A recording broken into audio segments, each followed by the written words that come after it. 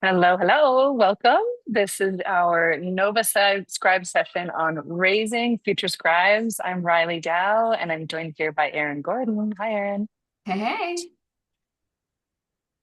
So we are going to be chatting for the next little bit today as two parents. We'll talk a little bit about how we came to this topic together. And we've got some exercises if folks want to, if you're watching this recording, if folks want to do those at home, we can just walk you through some suggestions.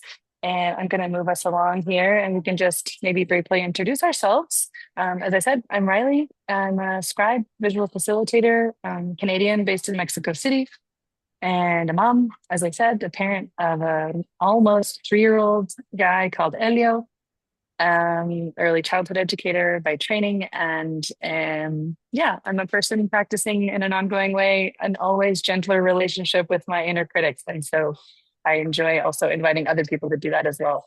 I'll leave it at that for now, but maybe Erin, you want to introduce yourself? Yeah, really. Thanks. Thanks for doing this with me. And I want to also mention, so we're doing this a little bit of webinar style. I'll introduce myself in a moment. We also have a participant with us.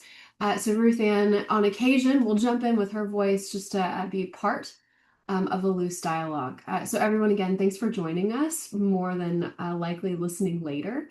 Me and how I come to this conversation. I really believe that as much as a creative professional, that's crossed out to say, this is a practice. And I still look at it that way. You'll see in the listing there under me, I am a formally trained artist and former muralist. Uh, I do in my practice mostly aim at visual facilitation and coaching. That being said, in leadership and leadership development, owning that idea of leader as a creative practitioner, mother to a daughter, mentee to a lovely girl for a very long time, an aunt, and I believe a child of the Creator. And in my own practice, still embracing this idea that we were born to create. And a couple things that came up for Reilly and I, and how we got to this topic that we thought were important to share about, like, why now, is it's an invaluable conversation that we believe that we haven't gotten to have as often as we'd like to. And so, in lieu of the fact that we won't get to converse it, at least she and I get to kind of bump heads again about what this looks like when we think about how do we raise a generation, both young and young at heart, that is creating a world that we want to live into. And that's where we came with this, and that's where we're coming at with it. A couple quick disclaimers that we wanted to mention off the top as well. One, that when we think about young and this idea of being young, we are going to address young people, and that is our focus. It was originally. That being said, we were also going to, as we were reviewing our materials, realizing that we wanted to share both for young, and I already mentioned it, young at heart. So you'll see context in relationship to a variety of generations, really all of us in the world, here and now and later. Cultural situation, also want to mention this. Last disclaimer, and then we'll move on, is that our perspectives are attending to the Americas, so plural, Americas only, given our predominant lived experience. That doesn't mean to say that we don't believe these concepts could certainly apply to both cultural contexts, mixed cultural contexts, and much more widely. But we wanted to mention both those things. Reilly, am I missing anything before we keep moving? I think you've covered it, Erin. Thank you. All right. Hey, Brian, welcome back. Onward. Onward. Yeah, so this is, I'll just walk us through this practice and Ruth Ann and Brian, who is also joining us and is, of course, our wonderful Nova Scribes colleague and host. You're welcome to do this, but I know you're currently at the airport. So we wanted to kind of get started with a little bit of reflection on our own kind of relationship to creativity and creative practice. And obviously for us, for Erin and I, a lot of that is related to drawing, and but we have other creative avenues in our lives as well. So this could be defined quite broadly. So however you want to approach this question and these questions is great. Um, so one thing you could do is just pull out something to write with, pull out something to write on. So pen and paper, could be scraps, could be a notebook, whatever you've got is great. and just invite you to kind of sit with what your own relationship to or with creativity is for you right now. And how do you identify with the idea of holding a creative practice or creative practices? So we'll just invite folks watching this to take a moment to journal. Don't overthink it, would be my personal suggestion. Just write, just pen to paper and go. Um, One prompt is my relationship to creativity is, maybe do a page on that or a minute on that. And then my creative practice is embodied in aspects of who I am, such as, and go for a moment or a page or two on that. And if those don't resonate, you do what you need to do today as you're watching this. These are just a couple of invitations and prompts that came up for us as we were getting ready for this session. Anything you want to add on that, Erin? Anything else to drop in this context frame in here? Making marks could look like letters.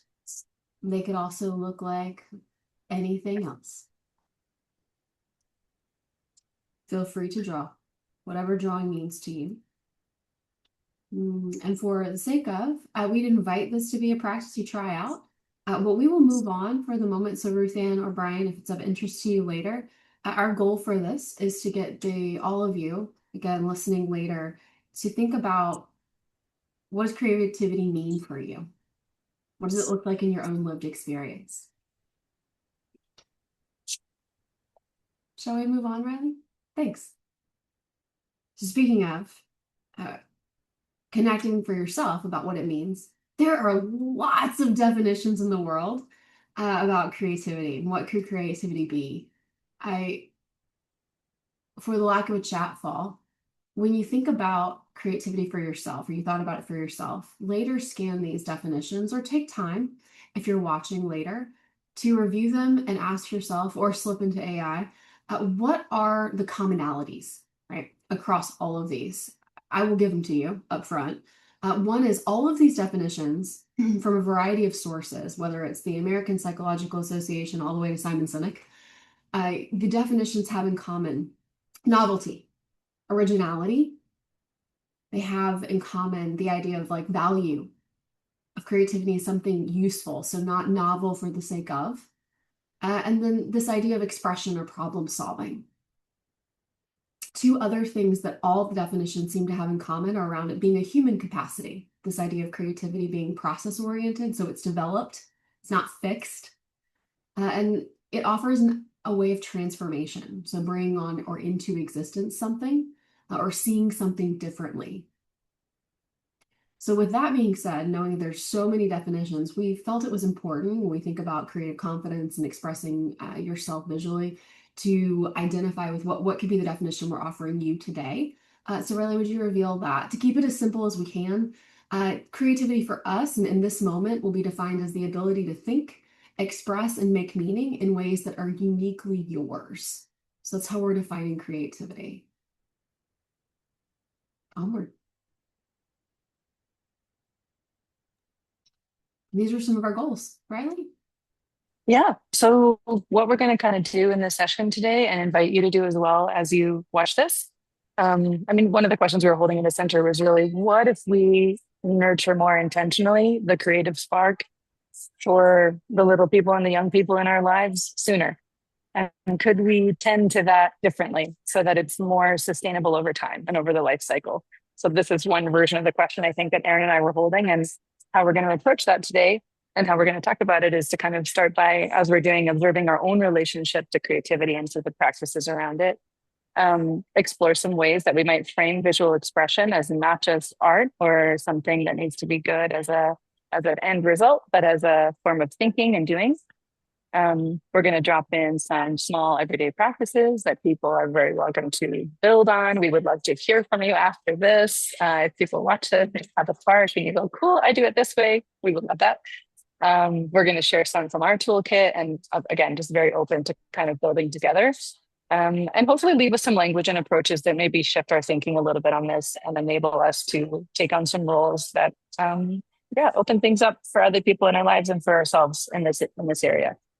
And then down at the bottom right corner of the slide, you'll see kind of how this journey is going to go. So we're going to talk a little bit about identity. So your creative practice, your visual practice, expression. What do we mean by that? Some practices again, and then just leave with hopefully a sense of curiosity. Um, and that's what we're kind of planning to do today. And we're going to walk this through again, just in a way that hopefully lets you do it at your own pace and opens up some avenues for our thinking. But there's a lot of ways to do this. And so I think I would say that these are some of the ways and some of our thinking around it.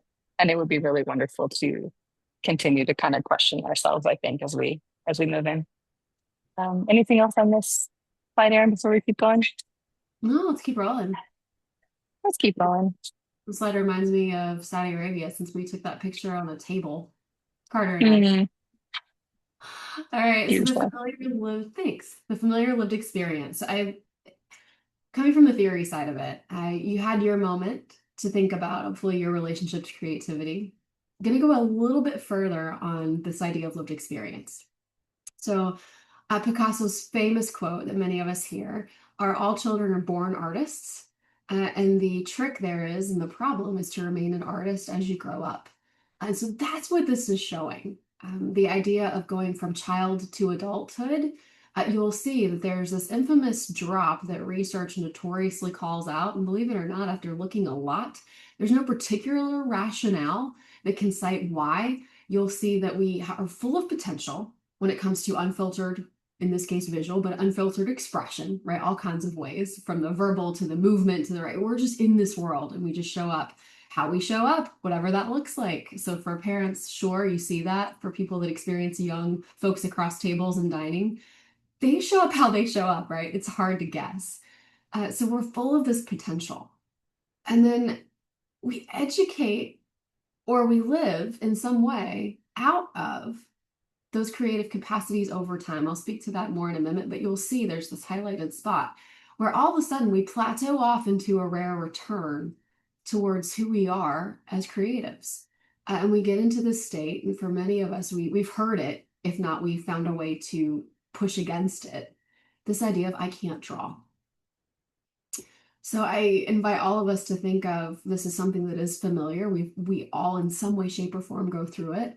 Our world is not so much built to help us harness the creative potential we have, and that's our opportunity.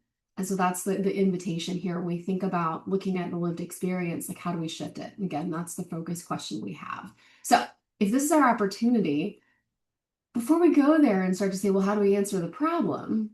A little bit more about like unpacking the obstacle course. Next slide. So life throws us a lot of curveballs. And believe it or not, the world isn't divided, not just David Kelly, but others share this, into creatives and non-creatives. However, it can feel that way a lot, especially when you walk into rooms and there's a few of us that have these brilliant ideas and we're all over the place with possibility. And then there's some that go, I need a minute. And then there's others that say, that's again, not me, right? I don't, that's that, no, thank you. But believe it or not, a lot of those blockers of, nah, that's not me, they are learned and they can be unlearned. What I'd like you to do is give a scan, and I'll walk through them. I'll speak to some of them of these potential, and their boxes here, but big blocks that along this teal road of life that we can encounter that grow us out of the potential we have. A few of them are fixed mindset. So it's that talent myth. Some the perfection, others identify as not creative and break. As I read these, I'd like for you to think for yourself, oh, that happened to me. Or, yeah, I relate to that. Or maybe not how you said it, but yeah, I see that. So as I keep reading, think about it. Which one or two come up for you? External validation. It's like needing approval. The past versus the old wounds. So if you heard it once and it's repeated, the concept of the unknown. For some of us, it looks like the blank page behind me. And in some ways, it looks like when you think about expression, feeling comfortable in the room. And this gets to that next idea of judgment. This can be the red pen effect, right? Worried about someone coloring over it, right? An art critique of the past for those of us that were formal artists. But it can also be the fear of not being right. But what is even right in the room? And being uncertain. Goes back to unknown. They play well together, so that's why they're close in this life. No time. Reilly and I talked endlessly about that as we were preparing for this. We have no time in this world to talk about creativity. That's in fact why we decided it would be an important topic, even if it was for a small group of us. There is no time, perhaps maybe why we're little today. It's important, but not important enough. Feeling unsafe, comparison, competition, and there's so many more. So I'd invite you to think about, and that's our next slide. This is our next activity, I believe. Oh, yes, it is. And so Reilly, if you don't mind, I can go through this one and we'll jump to expression after. Beautiful. So on your own at a later space, I'd invite you to think about rather than talking about it, or maybe talk about it. If you've listened this far, you might have a dinner conversation or you might have a walk that you could go on later to talk about what blocks shaped your creative story. What helped you move through it? Or who helped you move through it? How did you manage to stay with it? So I'm speaking to those that I might have anticipated or listening to this and say, yeah, I'm that one in the room that's still drawing. Like, this is my job. Like, we need you. Keep doing that. My question for you is, how did you manage to stay with it? How do you choose to keep going? How do you get beyond that drop and keep going out of that plateau and then maybe exponentially progress? Okay. So, as an invitation, again, journal about it, talk about it with someone else, ping Reilly or I later. This is a conversation we really obviously like to have, even with ourselves over and over. So, by all means, please think about your own lived experience and what that means for you. We really do believe that from a space of self awareness, you're so much stronger about being able to inform and inspire and influence others. All right. Next slide. Excellent. So, yeah, we wanted to drop in a couple of additional thoughts, kind of as Erin was doing a few moments ago, like on this trajectory that tends to show up for people with creativity over their lives. These are another couple of just kind of framing pieces about how we learn to do creative expression in our lives. And so this piece on the left here is from early childhood research, and just there's a lot of research out there on kind of early forms of literacy and how do forms of visual expression show up actually in early childhood and in our lives. This is not a universal thing, and it's also not an absolute thing, but there are actually patterns. And as much as we tend to later in life focus on verbal text, those kinds of literacies, reading, writing. And when we think about literacy, we tend to think about those things in written language. And as wonderful as all of that is, and important as all of that is, we actually, most people draw and make marks before we write letters. And so it tends to actually be, drawing is actually usually a precursor to writing in our learning lives. And again, this is not an absolute and this is not a universal, one way to do it kind of thing. So this piece of research on the left here is just pointing to some of that to kind of question the hierarchy of how we think about different forms of expression and how we tend to prioritize maybe some over others and what becomes informal education more important over time. Well, just to kind of give drawing its place in the, in the greater picture of things, because we actually tend to usually do that first. And at the end of the day, writing letters is drawing, I would say. So yeah, so of course we're going to argue that. Of course, a crew of scribes, a small crew of scribes is going to talk about the importance of drawing, but just want to drop that in. And then on the right side of this slide, there's a few kind of pieces of, I think, that are focused on sort of questioning and refining our thinking about this. So one way to think about creative expression for ourselves and with others, be they people who are young or young at heart, like Erin was saying, is what is our underlying intention? So do we only care about the arts or creative expression if they are monetizable, if they are a profession, if they're going to pay for our groceries, or do they have inherent value for themselves?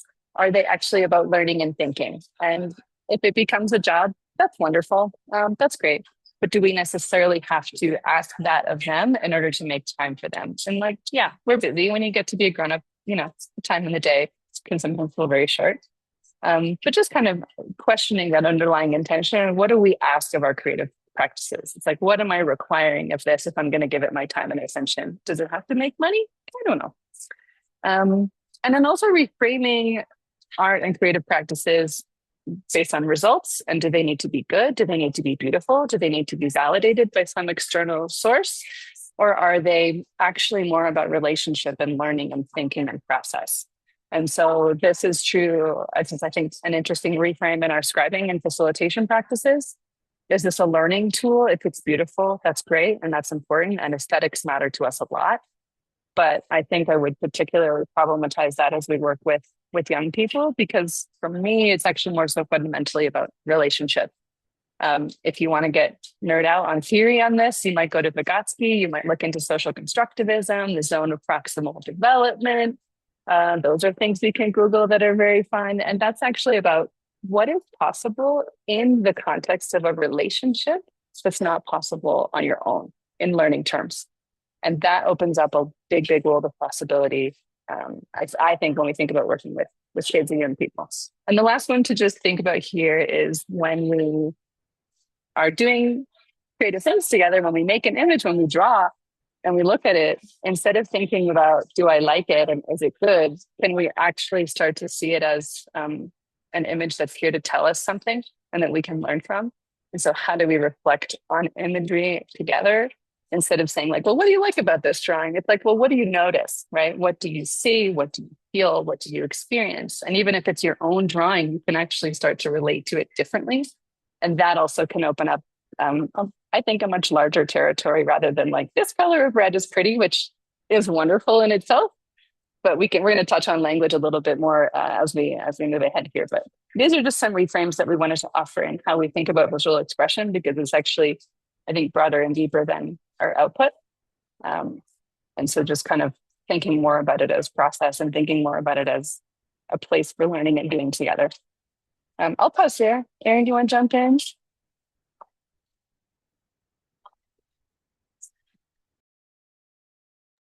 Sure. One thing I noticed I was off mute. Let me get back or on now off mute. As I was thinking about the word express and thinking about the context that we're talking about it, mostly to potentially people that make marks, a way to start to think about what does expression look like through that pen differently or feel the pen differently is in pressure. So what does it feel like to make a thin line versus a thick line? And then to keep pressing on that line. And then how does that, if you think about if you gave that line a thin one versus a thick one, a sound, the thin one might be much softer as a sound versus the thick one being much louder.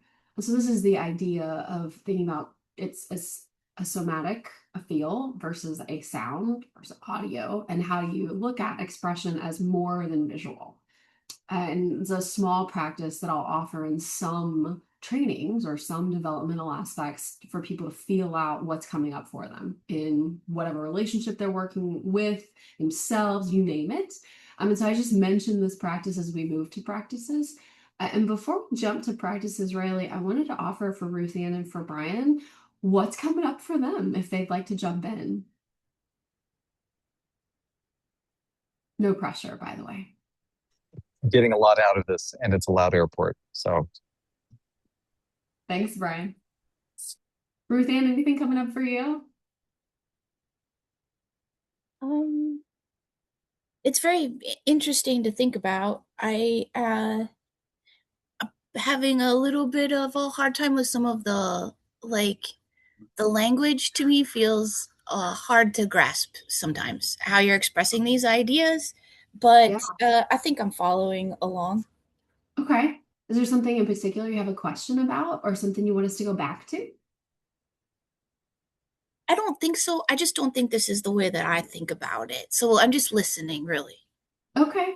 If later you're comfortable, we'd love to know how you think about it. That work? Sure. Okay. All right. Before we jump into practices, just as an offer, if after reflecting with some which we just chatted, Ruth Ann, if you want to share it via writing versus verbally, you want to think about it via the chat, that's great too. So many options to share thoughts. I uh so I guess my one thought is I guess I hadn't thought about creativity as a practice or something to practice in and of itself. I feel like it's something that's comes out of other actions that I am doing, and that is the way in which I conduct that activity is in of itself a creative expression. That resonates.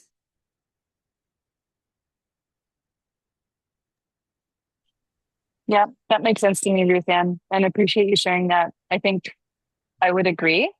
And I will personally share a bias towards a lot of enthusiasm for exploring like the differences between like that space between we're talking about this one way and I understand it this way. I feel like I just want to share some appreciation for can we be in that space in between how the different ways of languaging this. But I would share that resonates for me personally, which is like creativity is not in itself maybe a thing I can go do. Like I'm going to go do some creativity over here, but it can show up in so many practices like cooking and dancing and outfits and like the route I take to walk my son to school, right?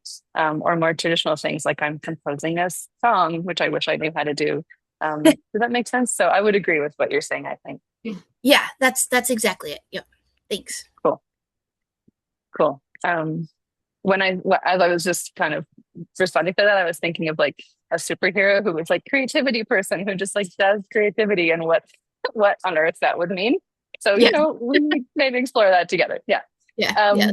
In that spirit, we do have kind of some practices that we engage in or have experienced that I think are places to exercise the creativity muscle, if you like, or support ourselves in sustaining expression over our lives.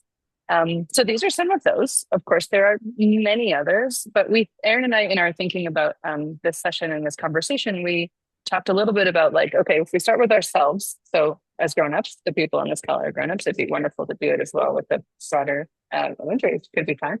But so what are some of those things we might do with and for ourselves as creative practices? What are some of those things we might do with others, be they colleagues, community, family, children and young people? And then just to see what we might come up with together for those on the call right now and for those watching as well. Again, we'd love to kind of co-create that. So some of the things in our toolkit, one of the things I really like to do that's quite simple about if you have an inner critic who maybe gets noisy sometimes about like, who are you to be writing a symphony? Who are you to be cooking this new dish? Who are you to be drawing? Is to just say, hey, thank you, inner critic. That one name for that voice could be the inner critic, and just thank that voice because it actually is trying to protect us from maybe looking silly, and just say, I hear what you're trying to do. And you know what? I'm going to try and do something I've never done before, or that's maybe different for the next hour or so. So could you just step out in the waiting room? This is all happening in your imagination. You can do it out loud if you want to. But that I think can just open up a little spaciousness for us to like try things on without a voice that's trying to kind of clamp down on what's happening for the sake of our safety. This comes from Hart's work, the work of Dr. Dick Schwartz. Another wonderful and easy practice is morning pages or free fall writing. This has real nervous system benefits to get us into a kind of safe brain that can often be very helpful as a basis for creative work. You can do a set number of minutes, a set number of pages. This is from Julia Cameron, who's on our resource list. We'll come to a little bit later. And basically, this is just to write without stopping, editing, judging, or planning. So you don't have to write quickly, but you write nonstop. And it's just like a kind of brain dump place to put things. It can be total absurdity. It can be nonsense. It can be, you can write, I don't know what to write. It actually really doesn't matter. But the point is just to get your hand moving. And the suggestion on that is to not reread it. Don't go back to it unless at least 6 months have gone by. Intuitive painting is another one. So this is a particular kind of art practice that's very improvisational, gets you out beyond like what's good, what's not good. It's a wonderful, there are lots of resources on this that we could share, but this is a wonderful practice as well. Easy one could be, hey, you're making a tea or coffee in the kitchen, and instead of checking your phone, you put on a song and you do a little bit of movement. So you move your body in those couple of minutes. And another one that I personally love is improv. And same thing, just as I think a really powerful space for working with that planning brain and the scripted brain versus what's possible when we get spontaneous. And then if we're thinking about working with others, we could do breathing and drawing. So draw the shape of your breath. Draw, like the top half of a circle. We inhale, the bottom half of the circle. We exhale. There are lots and lots of exercises like this with nervous system benefits and creative expression visuals as well. Things like draw a scribble on a page, turn it into a bird. That works every time. These are easy ways in. And then one of the process pieces that I shared on the expression side was about how do we give and receive feedback. Um, so inviting the kinds of feedback that are more focused on what do you see, what do you sense, feel, notice, feel called to do when you see an image, rather than like and don't like value judgments. So this is the kind of process piece that we can do, and it really works well with all ages of people, at least in my experience. And then maybe I'll pass it over to you, Erin, if you like, because I know yoga with children was one of the ones that you brought that's on this list. Or if there's anything else you want to offer on practices before we keep rolling. This is a great list already. I offered added to yoga with children. It reminds me a bit of the idea of flow. And Ruth Ann, I'm resonating with the concept of it's when I'm in it, not so much as a product of it. At least that's what I think I was hearing as you were sharing. And the concept of flow being that when I'm in like yoga, for example, or even just with someone else and starting to feel a little more comfortable with something, I get a little looser to that end. The idea of adult yoga expands to yoga with children, and the actual yoga with children, that's a book. We have it in our resource list, and it has some amazing practices that, although it says with children, it's great for adults. I'd highly recommend it. Some of the ones that I love to practice are, and it might be familiar to a few of you, turning around and writing on someone's back. It might look like not just box breathing, but taking and moving your body in the feeling of the breath. So we certainly can equate yoga to poses. There are so many other ways, whether that's meditative gaze, staring, listening and recalling birds and sounds. So there are just some very simple things that when you're working with children, that is just as accessible to kind of the overwhelm adults can feel, and be very, very calming for both spirits in the moment. So I'd invite you to check out that book too. It's in our list.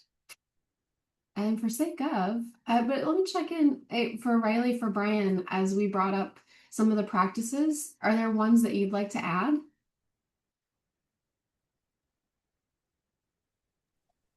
I love that you dropped in squiggle birds. I was going to suggest that one just to loosen up.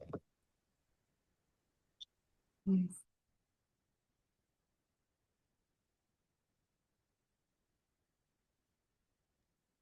And Ruth Ann, I see you in the chat, and you're of course welcome to come off mute. But at your house, you like to tell stories together. Do you want to add anything, or are you good in the chat? I have a young kiddo. She's like 6, and bedtime is a great chore, especially getting into bed. And so this is kind of part of the incentive. We kind of start the story, and then you can finish the story once you're in bed. But it's like you can add something, she can add something, and it kind of evolves out of that space. And I think it really comes out too in that then we'll be out on a bike ride or we'll be doing something else, and the story will continue to evolve. So Nice. Thanks for that. As we were thinking about the concept of expression, language kept coming up. And I learned a lot actually from Reilly about language as we were talking about what develops first and what doesn't. Is it verbal? Is it expression through your bodies? And so that was an interesting dialogue. This slide is attending to the notion of language is important when we think about expression, and particularly how we're languaging towards creativity. Earlier on, I shared a slide that had all the different blocks that we experience, and a lot of those are verbal, being shut down, judgment, things like that. And not by intent, we might accidentally be a part of those blocks. As children, adults particularly, are E2 expressing themselves. And so I offer this looking like, for those that play with polarities, has a little bit of that look and feel, that we believe that there's you can hold space for both of these. So if you look across all of these different continuums, I'll take one, for example. That's wrong versus what's there, or what did you learn? In different moments, both are necessary. Sometimes you need a boundary. It's wrong versus it's right. And oftentimes we hear that much more frequently than we do. What's there? What did you learn? And we think about what makes a more positive impact, or at least encourages us more. If we're not doing an exercise around this, most of the time our experience with what's wrong doesn't make us feel as good, or has a negative impact, versus the other, which is expansive, or if you will, more divergent in nature, which can lead to more creativity. So you'll see that in each of these continuums, that's the idea, is if you're hearing yourself say it's this way a lot, take pause, sit with that, ask yourself what's the intent behind it, and consider shifting the language, and then keep shifting it, keep trying on different ways of thinking about how you're speaking to or opening yourself up to, either whether it's a child or it's the adult across the room that maybe you don't get along with as well. Right? So both. One of the other ones that I wanted to call out, and Reilly already mentioned it, so I don't like versus I like, and then changing it to I see, I notice, I feel. So that same concept is here. It looks like A, so and then saying this is what it looks like to me, versus, oh, tell me how. So you can understand the process behind it. Is a super great way to start to expand rather than zero in and converge on a certain way of doing something or seeing something. But for Brian or for Ruth Ann, any thoughts or questions as you see these?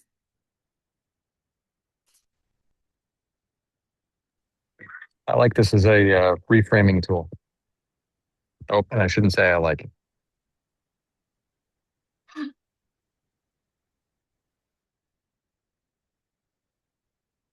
I don't. It's just very interesting. Thanks, Ruth Ann. Riley, anything you want to add? Not really. Yeah, no, I think we could talk a lot about this, and I think it's a it's a biggie, but I'm okay to move. Yeah, thanks, Erin.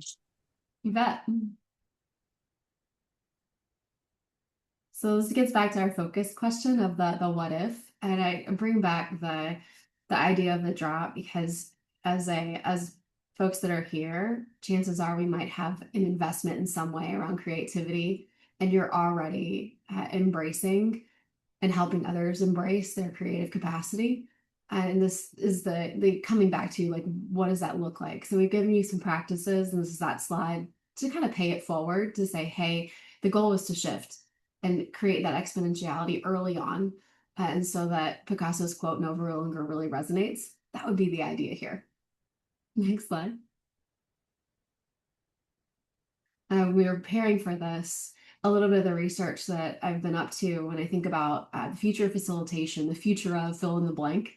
And in this case, it was the future of scribes. It occurred to me that, and again, looking at the data, that could be all of us. So I just want to walk you through in brief, and this comes from, pardon me, the UN and World Bank data. So looking at global population, so I'll be clear, it's global population, not representing just the US. That, and I'll break down the percentages from left to right. Roughly, I call it 18-ish% would be in the 3 to 12 age. And you've got about 10% in the adolescents, emerging adults in the 18 to 30s. And then I kind of gulped. I'm like, I don't consider myself young at heart yet, but okay, I'll take that. Again, we're thinking about globally, right? Well, when we categorize age, so adult into later years, looking at 30s plus, is actually the 50% range. And so that was how we ended up realizing, like, just to think about if we're birthing a future generation of creativity, that we are talking about all of us, and the idea of the infinity loop and where does that come from. What I was attempting to do was to say, okay, what does it look like to, if I'm in young at heart and I'm focused right now on just my daughter, and I draw a line, like I connect the gray to that pink block. And then I went, well, that's not true, because I've been a mentor and I connected it to an adolescent. And then I went, well, no, that's not true. I'm also working with plenty of 30s and 18-year-olds, plenty that I'm mentoring, or they're, oh wait, but they're pouring into me. And I started drawing the lines, right, to connect. How are we developing each other, and realized, oh wait, like this is just all of us developing each other all the time. And for me, when I was drawing it out, I thought, oh no, I was hoping to have a conversation about it, to realize that it's more of a dedicated investment that I have to make, and acknowledging and being very concrete about making the implicit explicit. That when I think about developing unfiltered expression, being aware that I'm doing it at whatever stage. And nonetheless, realizing that if we're developing only that 18% of our world of children, we're kind of missing the boat on developing our future, because that's such a small percentage when we think over half the world is 30 plus. So that was really remarkable to me. Reilly, anything you want to add to my little data dump? No, yeah, I love this. I guess for me, I really appreciate you kind of sharing your process and arriving at this version of the visual. Because it's like, oh, this is connected to this. Wait a minute, no, this is connected. Wait a minute, no. With this is mutual. This is mutuality. This is like for me, I mean, with somebody with a teaching background, like this loop to me describes like teaching and learning always go hand in hand. And if we're teaching something, we're learning from the people that we're with. And if we're in relationship with people of same age, other age, we're probably doing both of those things. And that's a part of how I interpret this. And I really appreciate this approach. So thanks for walking us through how you arrived at it. You bet. Speaking of the creative process, it's messy. Yeah. Yeah. All right. Last slide. If we had a takeaway or a wish, these were some things that we wanted to share. So when we think about raising future scribes, by nurturing the next generation, we really believe it does take a lot of courage. We all have moments that it feels really uncomfortable to, whether it's in your professional work, pick up the pen, keep going when you're trying to just get a kid to sleep. I really resonate with that story. You have to take on a bold role. And these are some ways to continue to do that when it comes to expression and creativity. One was just be a permission giver. And what I mean by that is letting imperfect marks be perfect to that moment. And sidewalk chalks, and you're building out the hopscotch. The 3 may end up going, where the 9 should have been. Who cares, right? Be a permission giver. Drawing badly on purpose. So I don't know about you, I walk into spaces where I'm pretty intentional sometimes about making sure it looks really messy so that people will like jump in with me. So that's great. Like try that on. If you're always looking to be a perfectionist, I've been there. Maybe consider drawing a little less clearly next time. So giving yourself permission as well can follow in here. Being a mirror of possibility. And so what I mean by that is actually showing off your practice, showing others your creative process. It can be as messy as my last slide was, all the way to just sharing your notes, your visual notes. I remember one of the first sketchnoters I ever met. The way that I even found out about the practice of sketchnoting was because I was looking at their journal and got inspired. So model the possibility. A great leading question I'd offer is that was offered to me, so I'm considering it great because it inspired me, was what becomes possible when younger adults or others are seeing other adults still making marks. So it's a lot more comfortable to see another adult doing it, and then you will jump into. Mentor confidence. So, and I think Reilly already was sharing how she was developing her child. This is a great example of it in front of me, is being willing to co-create. Ruth Ann co-creating with the story, sketching together, being willing to stay at the dinner table a little longer and drawing all over the place cloth. Good plan. That's the invitation here. I really believe every child deserves some sort of adult that's going to protect their creative confidence. A designer being a protector. So translating our translator of visual thinking, a lot of us do this in our work. So I just want to call it out. It's moving away from decor and getting into the meaning and being clear about what you're doing. Often it's easy to just let it be okay to say, "Yep, I'm here to make it pretty." It's easy to go, "Sure." Stand up for what you're doing. Being clear about this doodle is not a doodle just for doodle's sake. It's about how I'm listening to make sense of what's happening in the room. It's an honor of the space and the group memory you're trying to hold in the moment. It's visual literacy at its best. So these are some examples of that. Um, a role of being a bridge across generations, and across languages. What I mean by that is, for any of us that are dealing with elder care, or any of us that are starting to work in spaces where we're holding our families, our parents, our neighbors, others that might sometimes look a lot like a child, but they're a lot heavier than our 30-pound child at 160s, 170s. So in elder care, for those of us that are, or those of you that are resonating with me, remembering that you can draw with your parents, your grandparents, and bring joy to them in the space that they're in now, and saying goodbye to life, just like you did in the beginning, where you were saying hello to all that you could explore early in life. So that's an idea of being a bridge. For teens, an example that I can offer with this would be when you're thinking about helping them think through where they're going to go, mapping out the complexity of the future. I think, Brian, I'm looking at you, I'm thinking about mapping out where Claire is going next, or where Nora is sitting. Often we'll talk about it, and I'm imagining you've mapped this out many times, but helping teens map their futures. Those are opportunities to show up in a creative way that is potentially unlocking their own creative possibility and how they're thinking about it. So you're inviting them to think differently. And Brian, maybe not. Keeping keeper of curiosity. I bolded this one. Maybe the easiest one to do is stay curious, ask questions, stay in inquiry just a little longer. Reilly, would you ask a question, or would you add anything else? Yeah, I just appreciate this broadly kind of saying what is my role, or what are the possible roles I can take around this? What is, if we again start with ourselves and say, can I hold this in a way? I really like the word protector for some reason. It's like it actually requires active care and protection, like protect these um spaces, protect this time. If time feels precious and feels tight, like how are we actually protecting even those small moments? And so yeah, I thank you for inviting us all to think about kind of what is the role I want to take on in these spaces, and for myself and for others. And I think this list could grow as with any of these slides. I think this list could get longer as we kind of all add to this, right? Like, how do I want to frame this role that I've got in doing this kind of work? Love it.